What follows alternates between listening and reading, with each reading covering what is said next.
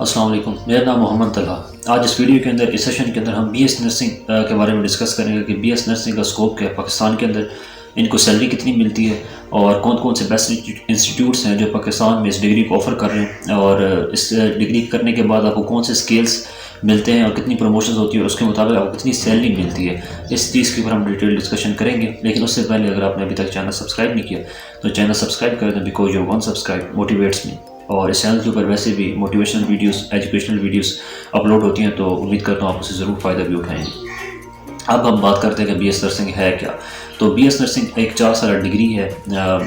Years programme ہے، اس کے بعد 8 سیمسٹرز اس کے اندر ہوتے ہیں۔ 8 سیمسٹرز کرنے کے بعد آپ کو نرسنگ کا لائسنس ملتا ہے، ٹھیک ہے۔ اب نرسنگ کی جو پاکستان کے اندر اسکوپ ہے، وہ میرے خیال میں پاکستان میں نہیں بلکہ پوری دنیا کے اندر ایک ایسا اسکوپ ہے اور کافی زیادہ اسکوپ ہے۔ اگر میں اس کو کمپیریزن کروں بایو ٹیکنالوجی کے ساتھ، کیونکہ اکثر اوقات جو اسٹوڈنٹس ہوتے ہیں وہ ایم بی بی ایس کے اندر داخلہ نہ ہونے کی وجہ سے یا وہ بی ایس نرسنگ کو ترجیح دیتے ہیں، بایو ٹیکنالوجی کو ترجیح دیتے ہیں، یا فارمیسی کو ترجیح دیتے ہیں، تو یا ڈی پی ٹی کو ترجیح دے دیتے ہیں۔ تو یہ 4-5 جو مین فیلڈز ہیں، اگر ان کا کمپیریزن کیا جائے تو میرے نزدیک بی ایس نرسنگ کا جو اسکوپ ہے وہ ان سے زیادہ ہے۔ بایو ٹیکنالوجی کا پاکستان کے اندر اسکوپ نہیں ہے، اوور آل ورلڈ کے اندر اس کا کافی زیادہ اسکوپ ہے، لیکن اگر میں بات کروں بی ایس نرسنگ کی تو بی ایس نرسنگ کا اسکوپ پاکستان میں بھی اتنا ہی ہے جتنا پورے ورلڈ کے اندر ہے، کیونکہ جو نرسنگ کی جو ریکوائرمنٹس ہوتی ہیں وہ ہر جگہ ہوتی ہیں۔ آپ کوئی بھی بیمار ہے، آپ کو نرس ضرورت ہے، آپ نے کوئی بھی این جی او کھولنی ہے، وہاں پر آپ کو نرسنگ اسٹاف کی ضرورت ہے، آپ نے کوئی ہاسپٹل کھولا ہے، وہاں نرسنگ اسٹاف کی ضرورت ہے۔ کوئی اگر جو ہوم پیشنٹ کیئر ہوتے ہیں، جو کہ ہم کہتے ہیں کہ جن کو گھر میں ہی نرس ہائر کرنے ہوتے ہیں، نرسنگ پرسن ہائر کرنا ہوتا ہے، وہاں پر نرسنگ کی ضرورت ہوتی ہے۔ تو اب نرسنگ کے جب ڈگری ابھی کمپلیٹ ہوتی ہے تو اس کے بعد آپ کو کافی زیادہ اسکوپ ملتا ہے اس چیز کا۔ اگر میں بی ایس نرسنگ کے بعد جاب لگی تو ان کی سیلری کی بات کروں تو وہ پروموشنز وائز ویری کرتی ہے، اسکیلز وائز ویری کرتی ہے۔ سب سے پہلے ایز آپ اسٹاف نرس ہائر ہوتے ہیں اور اس کی جو سیلری اسٹارٹنگ ہے وہ 40,000 to 80,000 ہے، یعنی 40,000 سے 80,000 کے درمیان آپ کی سیلری ہوتی ہے۔ پھر جب ہیڈ نرس آپ بنتے ہیں یا نرسنگ مینیجر بنتے ہیں، it's up to 60,000 to 1 lakh، یعنی 60,000 سے 1 لاکھ کے درمیان آپ کی سیلری ہوتی ہے جب آپ ہیڈ نرس بن جاتے ہیں یا نرسنگ مینیجر بن جاتے ہیں۔ اس کے بعد آپ کی جو نرسنگ انسٹرکٹر ہو اس کی 45,000 to 1 lakh کے درمیان ہوتی ہے، اور نرسنگ سپرنٹینڈنٹ، ڈائریکٹر، ان کی 80,000 to 1 lakh 50,000 ہوتی ہے، 1.5 lakh یعنی 1.5 لاکھ تک جاتی ہے ان کی پے۔ تو اب آپ اس سے اندازہ لگا سکتے ہیں کہ اگر ان کی پے سیلری کو دیکھا جائے تو آپ کو پتہ چل جاتا ہے کہ اس کا اسکوپ کتنا ہے۔ باقی اس کا یہ ہے کہ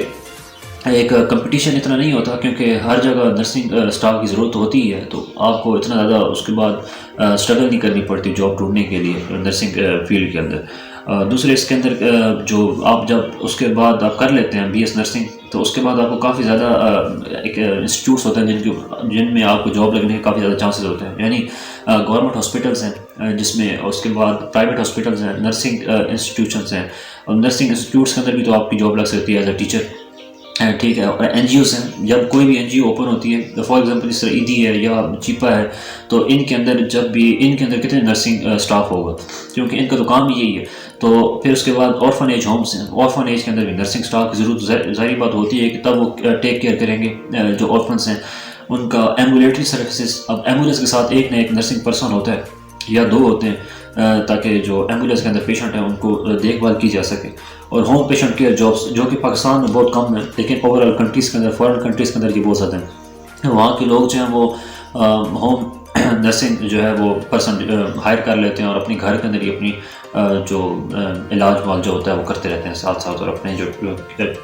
جو کیئرنگ کا پروسیس ہوتا ہے وہ گھر کے اندر ہی چلتا رہتا ہے۔ اب ان کی تو بات ہوگی کہ ان کی اپرچونیٹیز کیا ہوتی ہیں، کن کن انسٹیٹیوٹس کے اندر آپ اپلائی کر سکتے ہیں۔ تو اب میں بات کرتا ہوں کہ کوالیفیکیشن کے بعد آپ کو کون کون سے اسکلز ملتے ہیں اور کہاں سے آپ شروع ہوتے ہیں اور کہاں تک آپ جاتے ہیں، ہم اس کے بارے میں ڈسکس کرتے ہیں۔ سب سے پہلے آپ as a staff nurse hire ہوتے ہیں، اس کے بعد کمیونٹی ہیلتھ نرس بنتے ہیں، پھر نرسنگ انسٹرکٹر بنتے ہیں، ہیڈ نرس بنتے ہیں، کلینکل نرسنگ سپروائزر ہوتے ہیں، اور آخر تک جاتے ہیں تو چیف نرسنگ سپرنٹینڈنٹ ہوتے ہیں، جن کی وہ جو پے ہوتی ہے 1.5 لاکھ تک چلی جاتی ہے۔ تو اگر میں بات کروں کہ اگر آپ یہ سوچ رہے ہیں کہ آپ نے بی ایس نرسنگ کرنا ہے تو میرے نزدیک one of the best option ہے آپ کے پاس، اگر آپ کا ایم بی بی ایس کے اندر ایڈمیشن نہیں ہوا۔ اگر آپ کا ایم بی بی ایس میں ایڈمیشن ہو گیا تو ویل اینڈ گڈ، نہیں ہوا تو پھر ان کو آپ اپنی ان کو نظر انداز نہ کریں ان فیلڈس کو، اور ان کے اوپر ظاہری بات ہے ان کو ڈسکس کریں، اسٹڈی کریں کہ ان فیلڈس کا اسکوپ کیا ہے. اور اس ویڈیو میں نے پوری کوشش کی ہے کہ آپ کو اس کے بارے میں بتا سکوں تاکہ آپ کہیں اور سے آپ کو اتنا انفارمیشن نہ لینی پڑے. لیکن پھر بھی اگر آپ اور ویڈیوز دیکھیں آپ کو اس کے بارے میں اور بھی آپ ڈسکور کریں گے اس فیلڈ کے بارے میں. اور اگر آپ یہ سوچیں تو one of the best option ہے آپ کے لیے، ضرور جائیں. لیکن آپ بی ایس نرسنگ میں جانے سے پہلے یہ سوچ لیجیے گا کہ آپ کا انٹرسٹ اس فیلڈ کے اندر ہے یا نہیں ہے، کیونکہ یہ جو فیلڈ ہے یہ ٹوٹلی انٹرسٹ بیس فیلڈ ہے. اگر آپ کا دل نہیں کہتا کہ میں نرسنگ کے اندر جاؤں تو پھر مت جائیے گا، کیونکہ یہ فیلڈ جو ہے وہ پیشنیٹ پرسنس ہائر کرتی ہے. یہ فیلڈ جو ہے پیشنیٹ پرسن، ان کی ریکوائرمنٹ کیا ہے پیشنیٹ پرسن وہ دل سے جو ہے وہ کام کرے، دل سے پیشنٹ کی کیئر کرے. تو اگر آپ پیشنیٹ ہیں، آپ کا دل کہتا ہے کہ یار میں بی ایس نرسنگ میں جا کے خدمت کر سکتا ہوں،